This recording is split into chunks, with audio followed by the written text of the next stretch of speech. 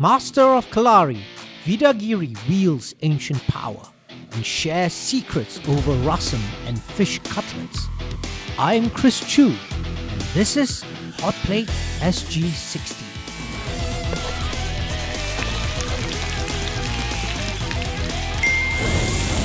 Giri, welcome to HOTPLATE SG60. So excited to have you here. When I trained in your, what is it called? There's no specific name, right? So Kalari Payattu itself is just the act of battlefield training. Oh, So the pit is called the Utram area and just the pit itself. Okay, that's cool.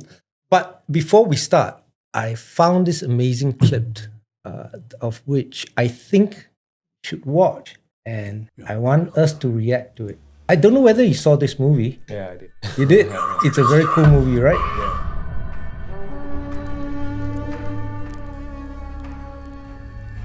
Amitabh Bachchan. Yeah.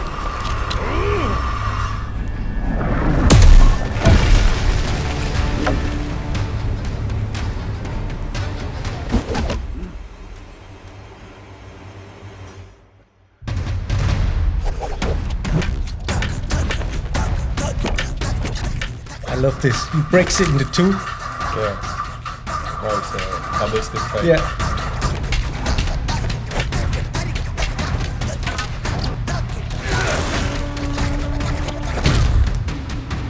Wow, that was amazing. I really love that scene. Watching that, are they training or showcasing authentic Kalari? What do you think? Kalari Payattu, an ancient martial art from Kerala, India. Rooted in battlefield training, it blends strikes, weapons, and yoga. It's one of the world's oldest combat systems.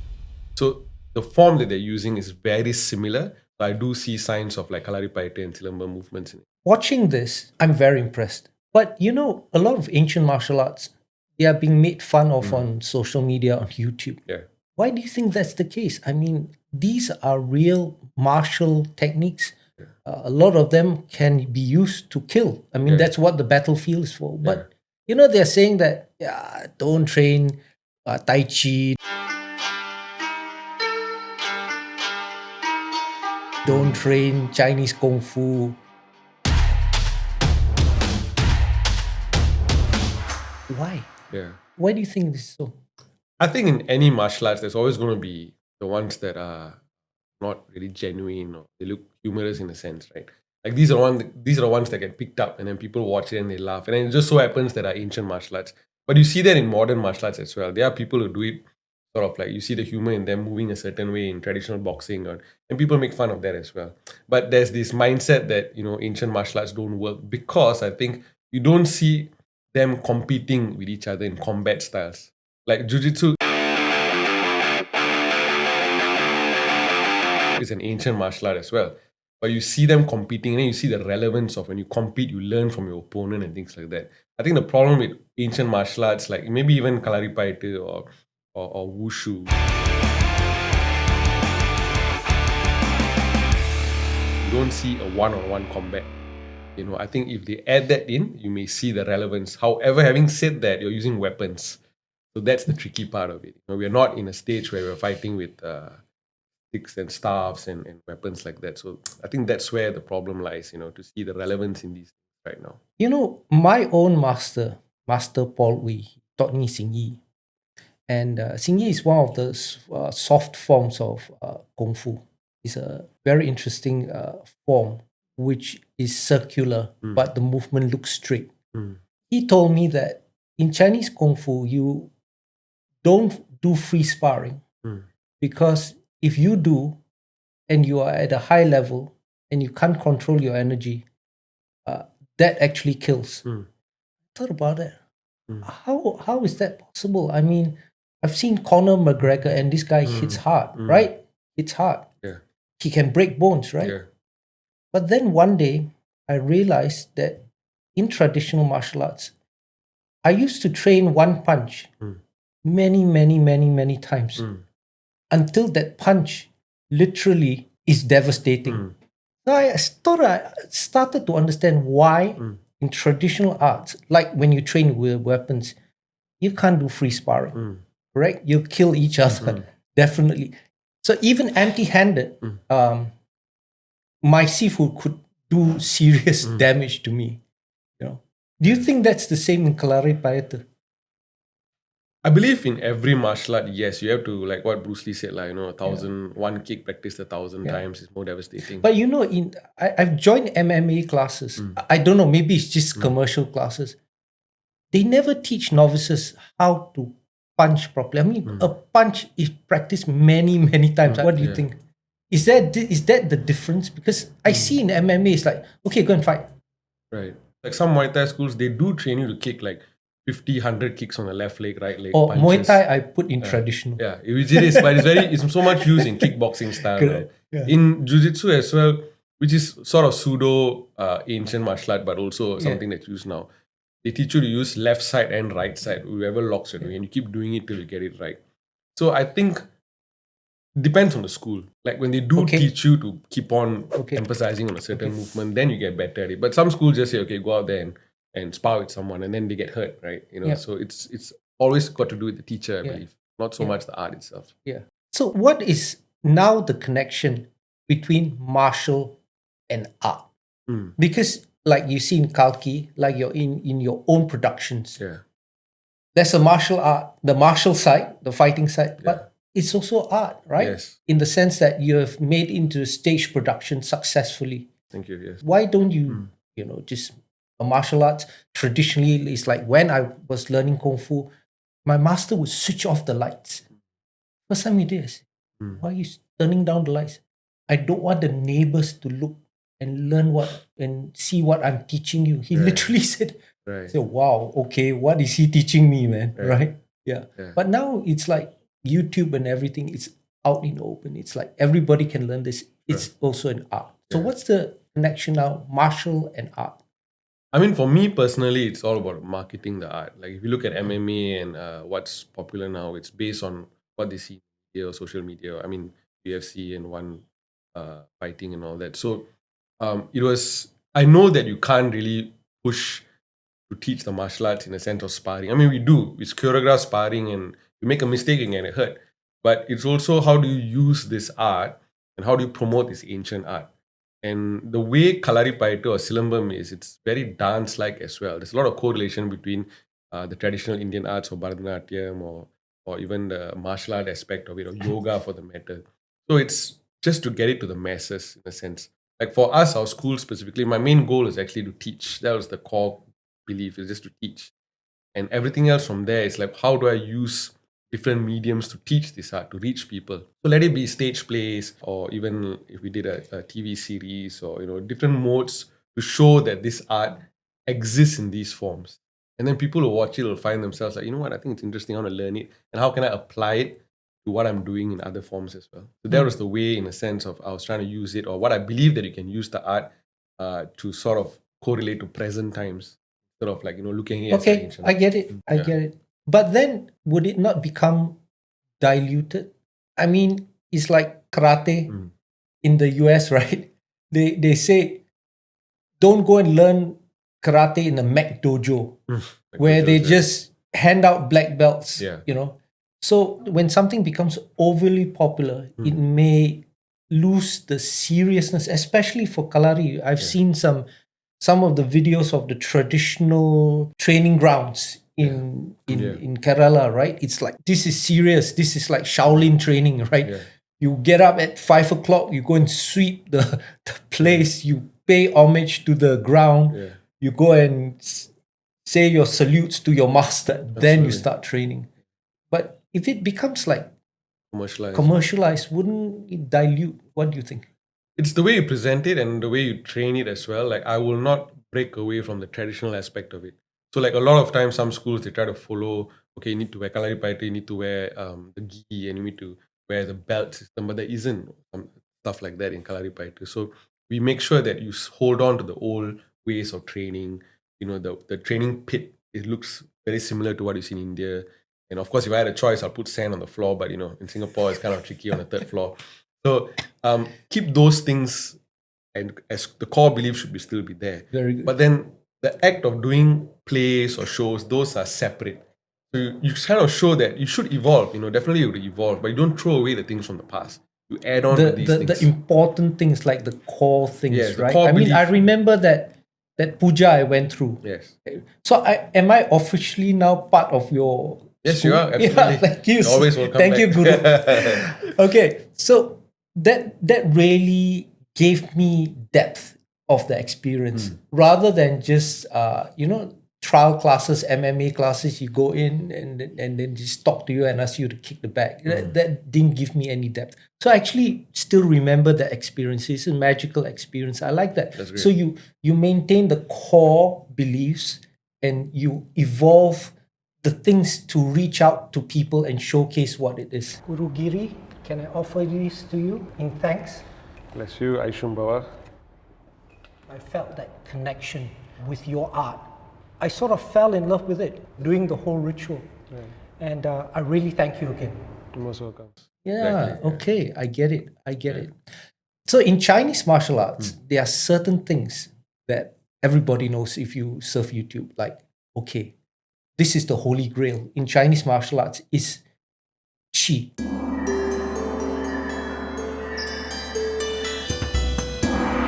The Qi punch, the internal strength, the one that Bruce Lee demonstrated where he just tapped someone and flew. What is that secret in Kalari? Is there one? Is there one that, it's like, okay, this is the final stage. Yeah. I hope my master will teach this to me. Is there one? So there are a few actually. One of the first things is to learn how to use your breath, which is very similar to using Qi as well. When to inhale, when to exhale, how fast to inhale, how fast to exhale. The second and most important thing in Kalari Payattu is actually, they have this saying where your body becomes all eyes. Yeah, so it's very interesting. What it means is that to be able to see your surroundings or feel your surroundings without using your eyes. So one of the beginning exercises we do is actually to raise our hands up and look at the ceiling and then kick your leg. Just normal kicks. But you don't realize that a lot of times we use our eyes to look at the ground, to have a balance, and we don't really feel it. Because we have equilibrium in our ears, right? But we actually use our eyes to gauge what's even or what's not. When you're climbing up, or even on a boat, you feel it, you get a bit of vertigo. So in Kalari, they teach you to kick without looking at the ground. And when you do that, you start feeling your body on how to balance, just with your micro muscles, on your foot. And these are the basic exercises. So when you move on to the advanced movements or even the intermediate movements, you don't realize that your muscles you can turn quick and you're still steady. Yeah, that's the amazing thing about Kalari. I've not seen it in any other styles except maybe in praying mantis. The amazing turns. I mean, the turns and the jumps and the spins, and yet you're also Grounded, steady, right? So it's what's this? Using all eyes. So your body becomes all eyes. All eyes. Yeah, it's so a translation. It's extreme spatial awareness. Yes. Wow. Absolutely. And so it helps. Yeah. How long does that take you to master? I don't think there's a sense of mastering it, but it's more like as the more you train it, the more you realize that it's second nature. Like your reflexes get faster. I think it's very important, especially when you get older, because there's a risk of falling, right? But to feel that sense of balance, which has happened with me. And I realized that when you have an injury, you realize that actually it affects it so much. And then you got to counter the balance. Like, for example, when I tore my hamstring, and then I realized that, okay, it's a bit weird now, but I can feel it so evidently that I got to shift the weight. Okay. So these small things actually sort of get better as you progress. Wow. Yeah. So is there any more of these secret things? The last one, which they always talk about in Kalari Payattu, is actually hitting the Varma points. It's your nerve points and all that. I do believe that there are 108 points in your body, but I personally do not believe that there is someone or anyone out there who knows specifically where to hit all these 108 points. There are some which we all know, like you see boxers when they punch, sometimes when it hits behind the ear, or it hits the temple, then you see the boxers getting knocked out. And they're not lucky strikes, but the impact is so great that the nerve point does get hit. But for someone to know specifically which point to use a finger and hit, I believe it in the past, yes, but you don't see it much nowadays because they keep that secret. The other thing that I was very interesting is that I saw a video of a 12-year-old girl, I think, training in Kerala. She was blindfolded. And she was, you using knives. I mean, how is that possible? Is she like all eyes? I mean, is that I think that comes a lot of practice with whoever she's training with as well. Because naturally, I mean, with repetition, even if you're blindfolded, you know exactly the choreography? the choreography of it, which is actually part of the training. Because when you are in a situation where you have to face someone, you're defending yourself, it helps you in the movements and all that. Yeah, just being prepared for it. So tell me, in this Kalari or all the various arts that you have trained, have you met more people of various races? Have they joined your school? Has this opened your mind view? I think, definitely, because Singapore is a melting pot. You know, you have a lot of different cultures here, and a lot of them come down just to have a feel of the martial arts. Like they've never seen it before, so they're curious to know, like, what is this art? You know, it comes from one of these South India and all that. But once they learn it, a lot of them who have martial art experience actually see the correlation. Shaolin is supposed to be descended from Indian martial arts, and having trained Chinese martial arts, I can see because the stick work is very similar. Yeah. The moves and all that is very similar. Shaolin stick work is very similar to Kalari. So martial arts itself does bring people together. You know, definitely. Definitely. And martial artists, when they get together, regardless of race, culture, religion, you just can't shut us up. Talking about weapons, this is so interesting. May I? Yeah, of course. Please do. So you were telling me that this is your new prized possession. Can you tell us more about this? It's a very interesting weapon because in Kalari Payattu, there's a flow of sequence. You learn unarmed or you learn wooden weapons first, and then you learn metal weapons for many years. And then the irony is that after you finish metal weapons, then you learn this. And this is so-called the master's weapon, or if you're an advanced student. It is made of tamarind wood. Sometimes they use cashew, but I think tamarind is more sturdier. It's hard, it doesn't break, it doesn't splint. And this entire piece is made from one piece of wood. So it's not joined together, it's actually carved out. Yeah. It's beautiful. Yeah, the grain of the wood is it's like a work of art on its own. Yeah. And it's got a little bit of that red tinge to it because of, the tamarind wood itself is just like the color stain on it is quite unique. And the fighting style of this is very unusual, in my opinion, because you sort of move like an elephant and a cat at the same time, because a lot of movements where you got to bend your back forward and back, and then you got to hold the stick in a very weird position. Like this. that is strange. That is strange. Yeah, so it's either two hands, but there's also the conventional. Any stabbing with this? A lot of stabbing. A lot of stabbing, so right? If you look at the tip, right, it's like a knob, right? And it's actually used to hit vital points. Like the Varma points you were talking about. Correct. So a lot of it's like your solar plex. So it makes sense, right? Only a master would know Varma points, right? Correct. A novice wouldn't, Correct. wouldn't know. So it's interesting, but I also believe there's a lot of it which is lost, or information which is lost, because there are weapons that are shaped like this. Sharp weapons, like a hilt here, and then the sword actually goes down and it's sharp. And it's very short. Especially the Middle Eastern, the Tolwas and all that. Because their style is sweeping and meant to decapitate. Like a machete, and this is easier to take somebody's head off because when you're pulling, right? Correct. Wow. So I think it's a practice weapon. I mean, it can be used for battle, but I think if you use it, this is my opinion, if you use it as a metal weapon, it can be as deadly. Very interesting. Gorgeous. Oh, before that, I wanted to, I don't know whether you've seen this. Oh, Meenakshi, yes. She is amazing, man. I mean, she's now 81 years old, right? Yeah.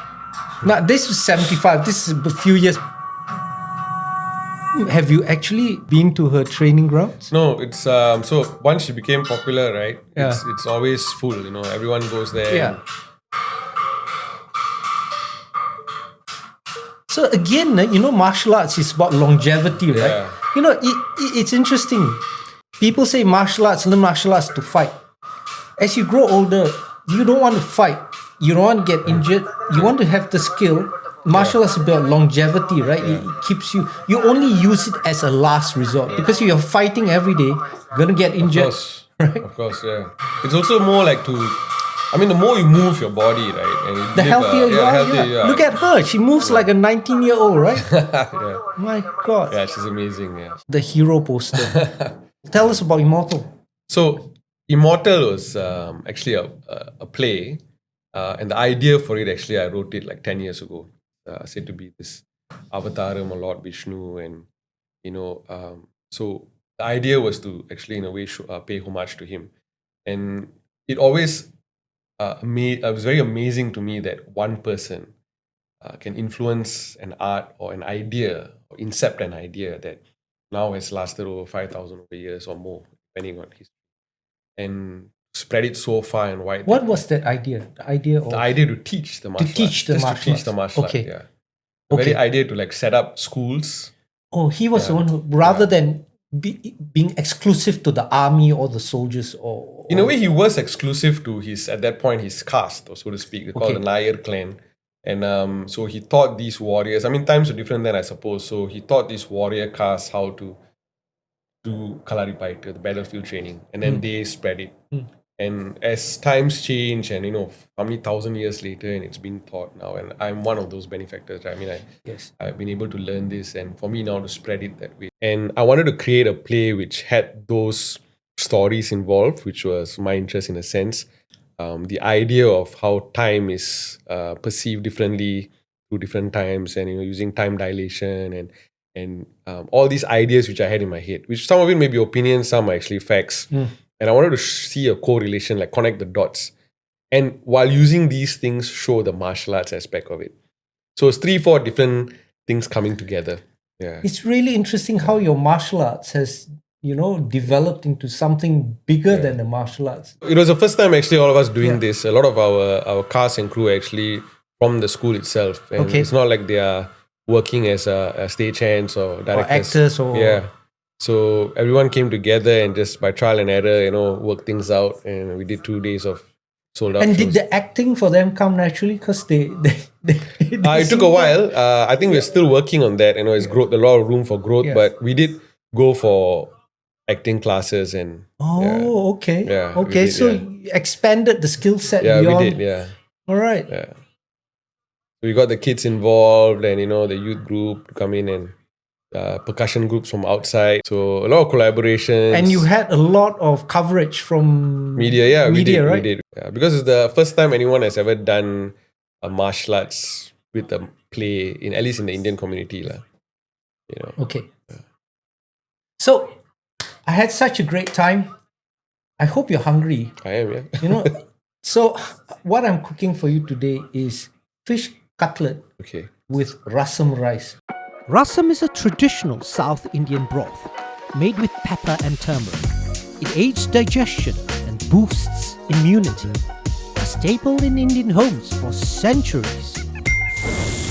Giri, have you ever seen one of these before? Not in this shape, actually. You know what this is? No. This is a rasam pot. Made specially to make rasam. And you hold it. Just be careful. There's some weight to it. Right? It's interesting, right? Doesn't look. And this is made of pure tin. Wow. Yeah. It's in Ayurveda. Tin is supposed to impart additional medicinal value. To whatever you cook in it. That's why they say rasam is medicinal. It's a form of medicine, right? And it's quite rare. This is my treasured pot. Like your treasured weapons, this is my treasured rasam pot. Nice. So today we're going to be making rasam. All right. So the ingredients for rasam are tomatoes, some tur dal, some dried red chilies, garlic. Can't do without your curry leaves. Here, I'm sure you know what curry leaves smell like. Yeah, of course. Yeah. And can you guess what that is? Is that I don't know, Tamarind? Top price. Yeah. Okay, and these are some coriander leaves. Right.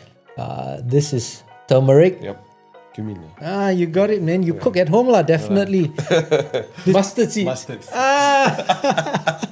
Hing. Hing, right. Hing. Yeah. This one is black pepper. This one, I give you a hint.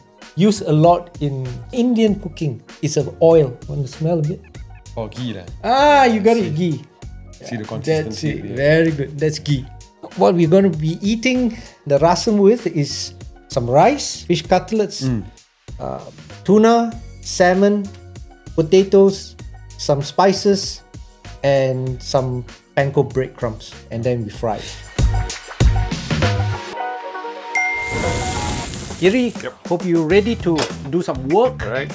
Okay, we're going to be making rasam. Okay. Okay, I need you to roughly grind black pepper, cumin, and some garlic into a paste.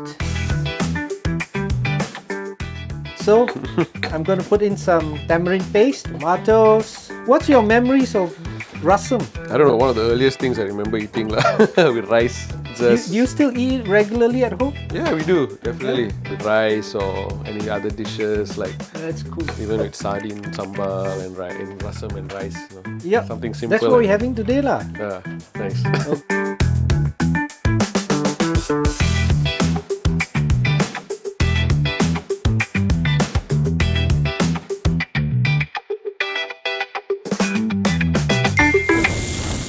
So tell me about mystical experiences with Kalari. I'm sure you've had some unique moments.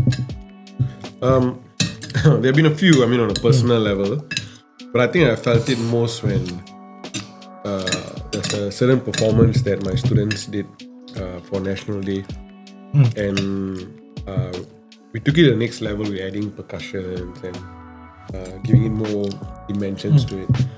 And I was so focused on preparing for it with them.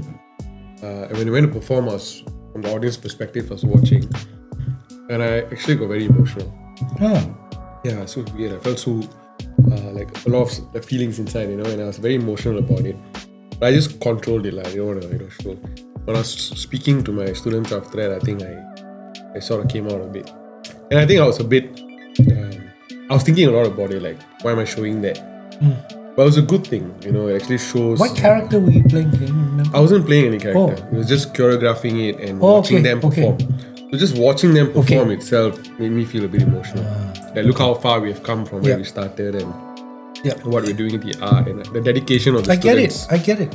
Yeah. Amazing. I get it. Yeah. So it's like seeing the students put in so much effort and their progress. Their progress is your pride, right? We are too busy eating, but Vedagiri, thank you so much. I had a lovely time talking to you about everything. Thank you so much. Please, let's meet up again. I'm going to come and train. For sure. Thank you for this lovely meal and having me here. I really enjoyed myself. Thank you. Thank you. Vedagiri shows how ancient forms still speak to our times. We savored harmony over second helpings and stories that linger. I'm Chris Choo. This is HOTPLATE SG60. Watch more episodes.